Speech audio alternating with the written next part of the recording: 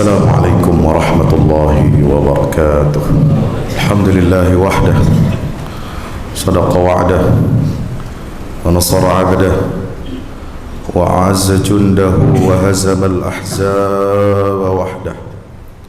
أشهد أن لا إله إلا الله وحده لا شريك له وأشهد أن محمدا عبد الله ورسوله لا نبي بعده. اللهم صل وسلم وبارك عليه وعلى آله وأصحابه ومن تبعهم بإحسان إلى يوم القيامة. أوصي نفسي وإياكم بتقوى الله. اتقوا الله حق تقاته ولا تموتن إلا وأنتم مسلمون. Hadirin ma'asyiral muslimin, jamaah Jumat yang insyaallah mudah-mudahan kita semuanya senantiasa dirahmati, dicintai, dijaga dan diampuni dosa-dosa kita oleh Allah Subhanahu wa taala. Mari kita bersyukur kehadirat Allah. Dialah satu-satunya yang kita sembah. Dialah pemilik aturan yang dijalankan oleh seluruh makhluk di alam semesta ini. Dialah Allah yang memiliki sifat yang mulia, nama-nama yang agung, di mana dengan nama-nama itu yang dikenal dengan Asmaul Husna, kita harus senantiasa meneladani akhlak dan karakter sebagai seorang muslim. Takhallaqu bi akhlaqillah, berakhlaklah kamu sebagaimana akhlak yang melekat, sebagaimana karakter sifat yang melekat pada diri Allah Subhanahu wa ta'ala. Kalau Allah bersifat Rahman, maka kita harus memiliki sifat penyayang. Kalau Allah memiliki sifat Al-Afu Al-Ghafur, maka kita harus mampu untuk mengalah dan mengampuni dosa-dosa yang diperbuat oleh saudara-saudara kita kepada diri kita. Kalau Allah memiliki sifat keagungan, kemuliaan, maka kita senantiasa bersikap tawadhu kepada makhluk-makhluk Allah Subhanahu wa ta'ala. Mari kita senantiasa bersalawat dan salam pada junjungan kita baginda Rasulullah Muhammad sallallahu alaihi wasallam, seluruh keluarga dan para sahabatnya. Mudah-mudahan tercurah limpahkan untuk kita semua pengikutnya hingga yaumil qiyamah. Ma'asyiral muslimin yang dicintai dan dirahmati oleh Allah Subhanahu wa taala, mari kita senantiasa meningkatkan ketakwaan kita kepada Allah. Setiap hari Jumat kita diingatkan oleh para khatib Jumat dengan wasiat takwa kepada Allah Subhanahu wa ta'ala, yaitu menjalankan semua perintah-perintah Allah dan menjauhi semua larangan-larangan Allah Subhanahu wa ta'ala. Di antara takwa kita kepada Allah adalah dengan menjauhi karakter, meninggalkan sifat-sifat yang dimiliki oleh kaum munafik. Kalau kita berkaca kepada sirah Nabi sallallahu alaihi wasallam, setiap hari Jumat setelah turun surah Al-Munafiqun di tahun kelima Hijriah, Nabi sallallahu alaihi wasallam diriwayatkan biasa membaca dua surat di dalam Al-Quran ketika beliau memimpin salat Jumat. Di rakaat yang pertama beliau membaca surah Al-Jumu'ah, yang di dalamnya terdapat perintah kita untuk melaksanakan ibadah salat Jumat. Dan di rakaat kedua beliau membaca surah Al-Munafiqun, surat yang isinya menelanjangi, membongkar, menyingkap sifat-sifat dan perilaku buruk kaum munafikin, Sebab ada di antara jamaah yang ada di Madinah itu yang salat hatta di dalam Masjid Nabawi. Allah mengatakan ada di antara mereka itu orang-orang munafik yang menyusup ke dalam barisan kaum muslim. Maka mari kita introspeksi. Jangankan di era, di abad kita yang penuh dengan fitnah ini, di zaman Rasulullah saja, saat Al-Quran masih segar, wahyu itu turun, dibawa oleh Jibril kepada Nabi SAW. Di masa-masa terbaiknya umat Islam, di dalam masjid Rasulullah saja ada orang-orang munafik berkeliaran. Apalagi di zaman kita, saudara. Maka mari kita bersihkan hati kita, sucikan jiwa kita, bukan hanya menjauhi akhlak dan karakter orang-orang kafir, tetapi lebih dari itu adalah kita harus menjauhi dan menanggalkan akhlak yang melekat pada diri orang-orang munafik yang berjubah Islam tetapi hatinya kufur kepada Allah Subhanahu wa ta'ala. Kalau kata para ulama, kisah di dalam Al-Quran yang paling banyak itu adalah tentang Bani Israel. Ayat yang Allah turunkan tentang kisah Bani Israel, terutama umatnya Nabi Musa alaihi salam, kurang lebih berjumlah 600 ayat di dalam Al-Quran. Dan ada kelompok di dalam Al-Quran yang disebutkan kisahnya bahkan mencapai 300 ayat. Jadi setengah dari ayat-ayat yang berbicara tentang kejahatan, keburukan dan konspirasi Bani Israel untuk menghancurkan dakwah Islam. Belum lagi ditambah ada 300 ayat yang Allah turunkan tentang rencana buruk, kejahatan-kejahatan kaum munafik untuk menghancurkan dakwah Islam dan mencerai-beraikan persatuan umat Islam. 300 ayat yang tersebar di dalam 17 surat di dalam Al-Quranul Karim. Mungkin di antara kita tidak faham ini. Mungkin di antara kita baru mendengar hal ini. Maka itu mari kita gunakan dengan sebaik-baiknya ibadah Jumat ini untuk mentazkiyah jiwa kita, mensucikan jiwa kita, membersihkan jiwa kita dari kemunafikan. Karena munafik ini di dalam Al-Quranul Karim, karena kekotoran hatinya, kebusukan jiwanya, kekufuran hati mereka kepada Allah Subhanahu wa ta'ala dan Rasulnya, itulah yang menempatkan mereka berada di kerak terbawah dan terdalam di dalam neraka Jahannam. Innal munafiqina fid darkil asfali minan nar walan tajida lahum nasir. Bagaimana Al-Quran berbicara tentang kaum munafik? Yang pertama, Allah membongkar sikap kaum munafik yang kufur terhadap wahyu dan kenabian risalah yang dibawa oleh Nabi kita Muhammad SAW. Bayangkan, mengaku Islam dia, tapi dia mengingkari wahyu Allah, memperolok ayat-ayat Allah, tidak percaya kepada kenabiannya Nabi Muhammad sallallahu alaihi wasallam, ngaku Islam.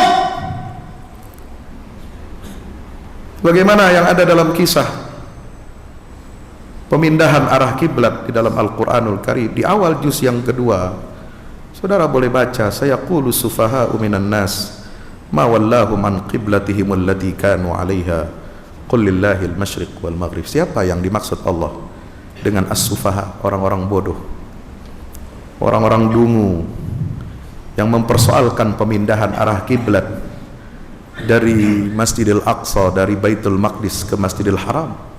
Mereka itulah orang munafik, saudara.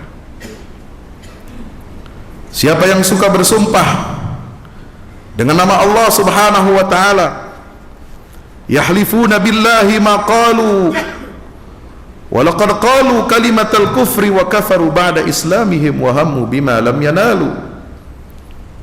Bagaimana di surah At-Taubah ayat 74, Allah Ta'ala mengatakan mereka suka bersumpah dengan nama Allah untuk menguatkan kebusukan mereka, untuk menipu orang-orang Islam yang sejati. Mereka bawa nama Allah Subhanahu wa Ta'ala untuk membungkus dan untuk menutupi kebusukan dan kejahatan mereka, padahal mereka sudah mengucapkan kata-kata kufur. Walaqad qalu kalimatal kufr wa hammu bima lam yanalu wa kafaru ba'da islamihim. Bahkan Allah telah memvonis mereka telah kufur setelah mereka Islam.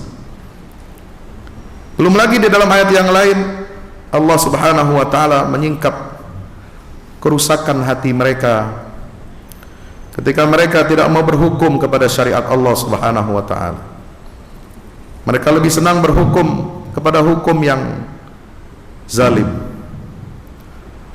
hukum yang tidak didasari dengan keadilan, hukum yang tidak didasari oleh syariat Allah Subhanahu wa Ta'ala, sebagaimana diungkap di dalam surah Ali Imran ayat 103 sampai 105, di dalam ayat 106 sampai 108, dan puncaknya ketika Allah menurunkan ayat 60 sampai 61 surah An-Nisa, ketika Allah berfirman, alam tara ilal ladina yaz'umun annahum amanu bima unzila ilaika wa ma unzila min qablik yuriduna an yatahakamu ila at-taghut wa qad umiru an yakfuru bih wa yuridu asy-syaitanu an yudhillahum dhalalan ba'ida wa idza qila lahum ta'alu ila ma anzala Allah wa ila ar-rasul ra'aital munafiqina yasudduna 'anka sududa.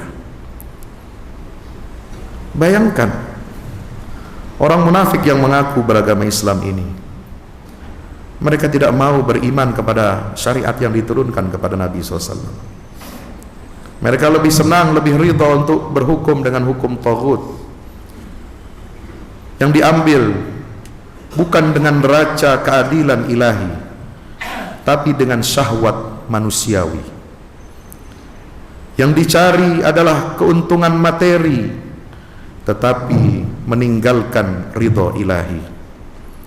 Itulah yang menyebabkan mereka disesatkan oleh setan dengan kesesatan yang jauh, kata Allah Subhanahu wa Ta'ala.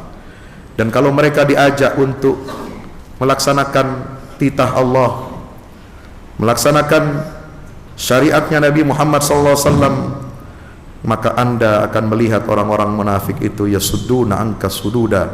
Mereka akan halangi, mereka akan hambat, dan mereka akan menunggangi itu semua agar manusia jauh dari jalan Allah Subhanahu wa Ta'ala.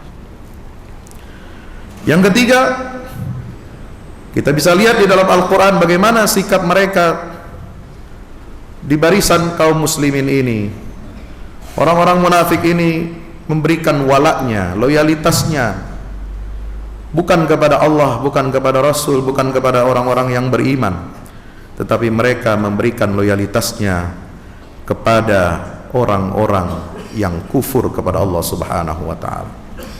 Ini diungkap oleh Allah di dalam surah Al-Maidah ayat 55 sampai 56. Kemudian di surah Al-Mumtahinah ayat 1.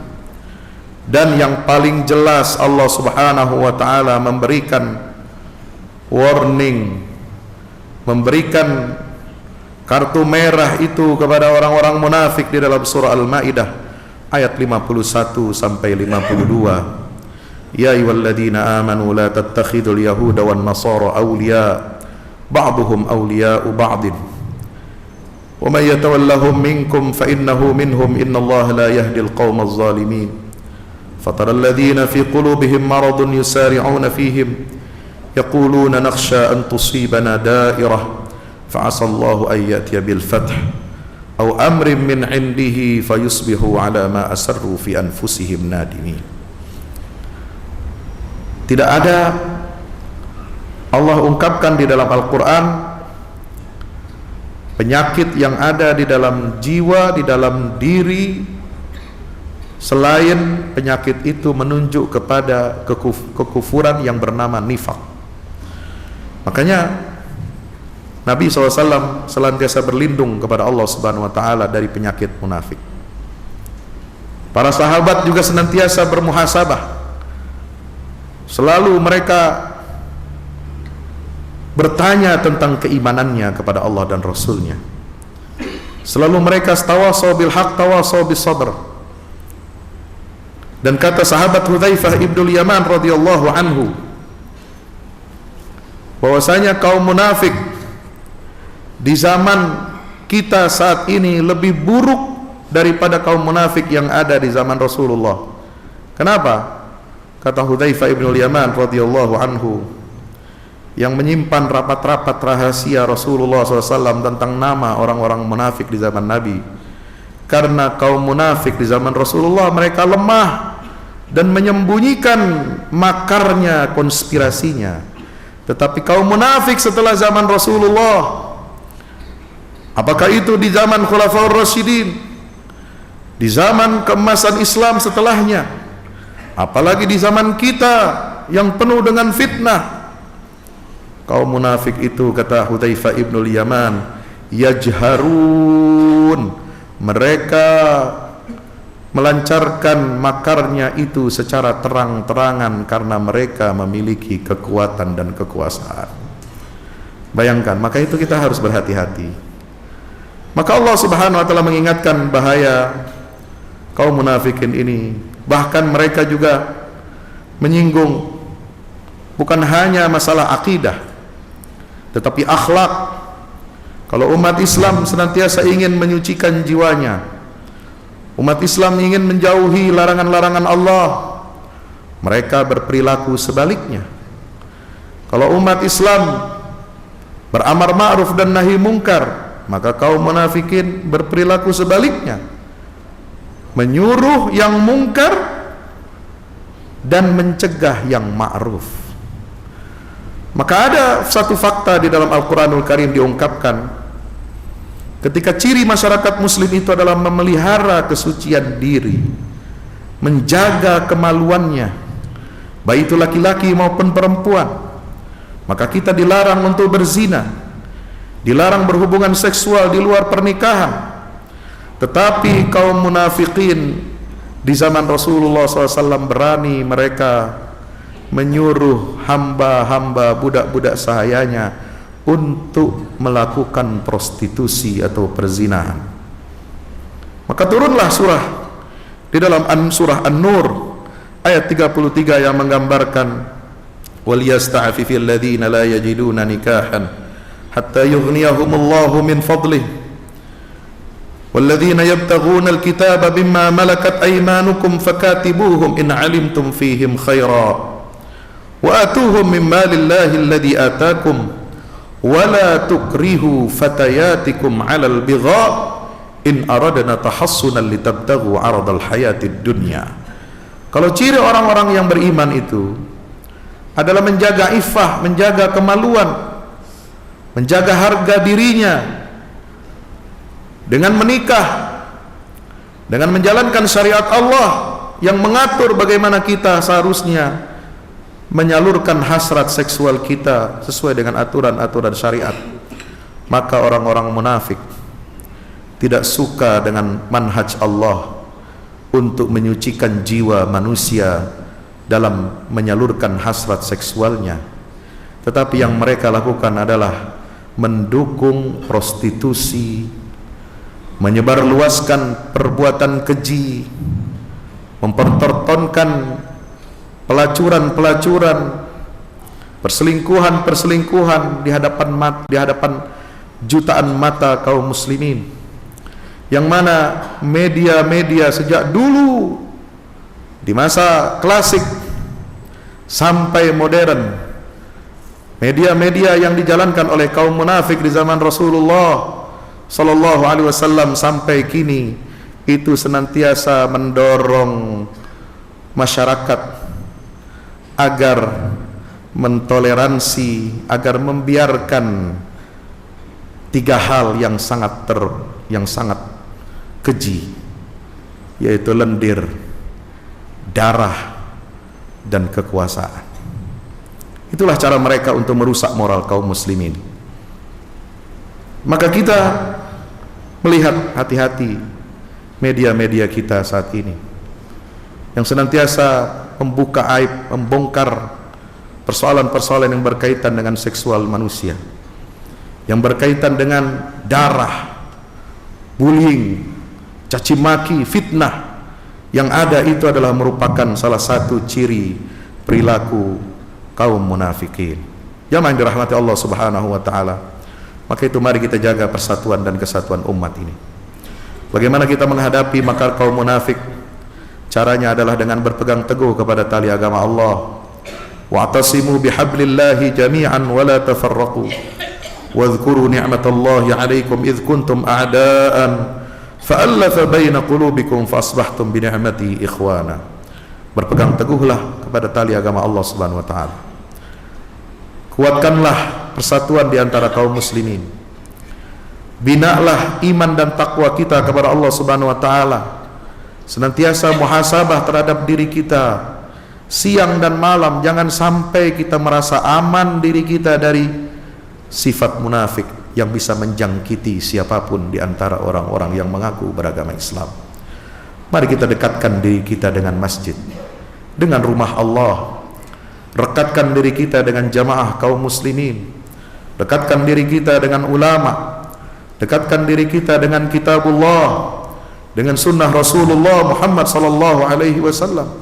Tadabburi ayat-ayatnya, pelajari sunnah-sunnah nabinya, agar kita senantiasa memiliki imunitas, memiliki kekebalan, memiliki daya tolak terhadap kejahatan-kejahatan sifat, perilaku dan perangai kaum munafikin, baik di zaman klasik maupun di zaman modern. Mudah-mudahan Allah Subhanahu wa taala menjaga diri kita dan keluarga kita, masyarakat dan bangsa kita dari perilaku-perilaku kaum munafik ingin memecah belah persatuan kaum muslimin, yang tidak suka kepada persatuan kaum muslimin. Mari kita jauhkan asabiyah jahiliyah. Asabiyah jahiliyah bukan hanya perkala penyembahan terhadap berhala-berhala sebagaimana kaum jahiliyah di masa klasik kaum musyrikin. Tapi asabiyah jahiliyah adalah manakala kita saat ini mau dipecah belah, mau diadu domba untuk mengagungkan sesuatu yang tidak perlu untuk diagungkan selain kita mengagungkan Allah, Rasulullah, dan orang-orang yang beriman sebagai saudara kita sehidup dan semati. Mudah-mudahan Allah Subhanahu wa taala bukakan hati kita, pikiran kita, senantiasa memelihara diri kita dari hal-hal yang tidak kita inginkan. Barakallahu li wa lakum fil Qur'anil azim wa nafa'ani wa iyyakum bima fihi minal ayati wa dzikril hakim. Aqulu qawli hadza fastaghfiru innahu huwal ghafurur rahim. Alhamdulillahi wahdah, sadaqa wa'dah wa nasara 'abdah wa a'azza jundahu wa hazama al-ahzaba wahdah. Asyhadu an la ilaha illallah wahdahu la syarika lah wa asyhadu anna Muhammadan abduhu wa rasuluhu la nabiyya ba'dah. Allahumma salli wa sallim wa barik ala sayyidina Muhammadin wa ala alihi wa ashabihi wa man tabi'ahum bi ihsanin ila yaumil qiyamah. Ibadallah, ittaqullaha haqqa tuqatih, ittaqullaha haqqa tuqatih wa la tamutunna illa wa antum muslimun. Ya'lamu anna Allah amarakum bi amrin bada fi bi nafsihi wa thanna bi malaikati al-musabbihati bi qudsihi faqala ta'ala mukhbiran wa amira inna Allah wa malaikatahu yusalluna 'alan nabi ya ayyuhalladhina amanu sallu 'alaihi wa sallimu taslima. Allahumma salli wa sallim wa barik ala nabiyyina Muhammad wa ala alihi wa ashabihi wa man tabi'ahum bi ihsanin ila yaumil din. Allahumma ighfir lil muslimin wal muslimat wal mu'minin wal mu'minat al ahya'i minhum wal amwat innaka ya rabbana sami'un qaribun mujibud da'awat. Allahumma ansur al islam wa izzal muslimin wa ali bi fadlika kalimatal haqq ila yaumiddin. Allahumma ansur man nasara ad-din wa khudhul man khadhala al muslimin. Allahumma arinal haqqa haqqan warzuqna ittiba'ah wa arinal batila batilan warzuqna ijtinabah. Rabbana zalamna anfusana wa illam taghfir lana wa tarhamna lakunanna minal khasirin. Rabbana آتنا من لدنك رحمة وهيئ لنا من أمرنا رشدا ربنا هب لنا من أزواجنا وذرياتنا قرة أعين واجعلنا للمتقين إماما رب اجعلنا مقيم الصلاة ومن ذرياتنا ربنا وتقبل دعاء ربنا آتنا في الدنيا حسنة وفي الآخرة حسنة وقنا عذاب النار وادخلنا الجنة مع الأبرار يا عزيز يا غفار يا رب العالمين وصلى الله على نبينا محمد وعلى آله وصحبه وسلم والحمد لله رب العالمين وأقم الصلاة.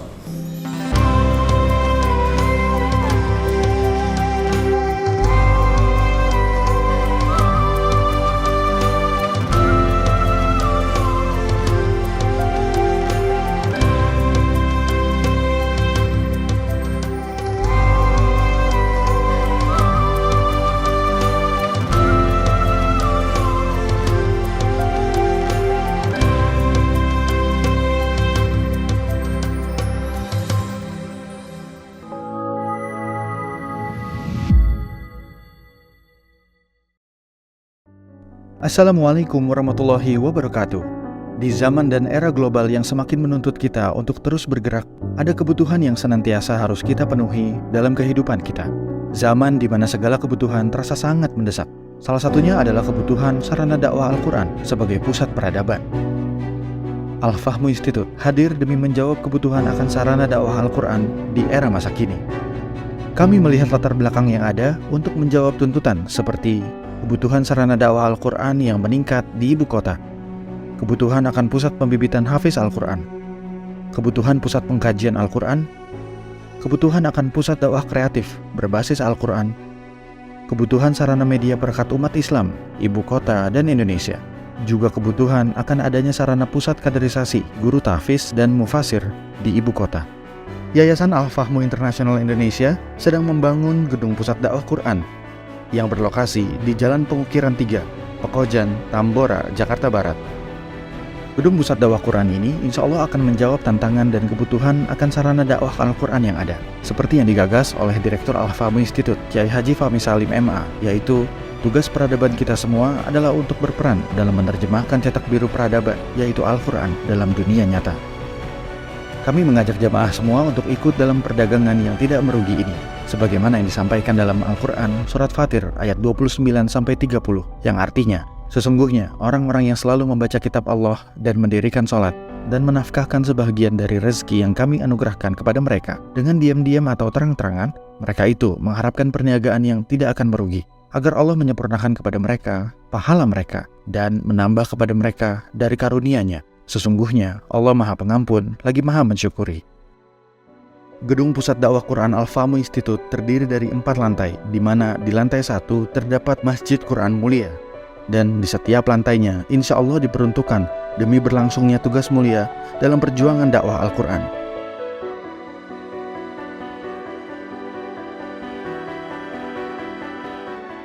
Berikut adalah rencana anggaran biaya yang dibutuhkan dalam pembangunan Gedung Pusat Dakwah Quran.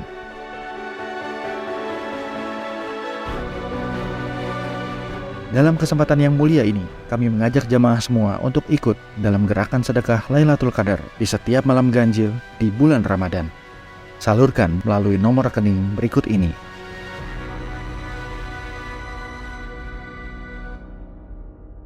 Al-Fahmu Institute, bahagiakan Indonesia dengan dakwah Quran.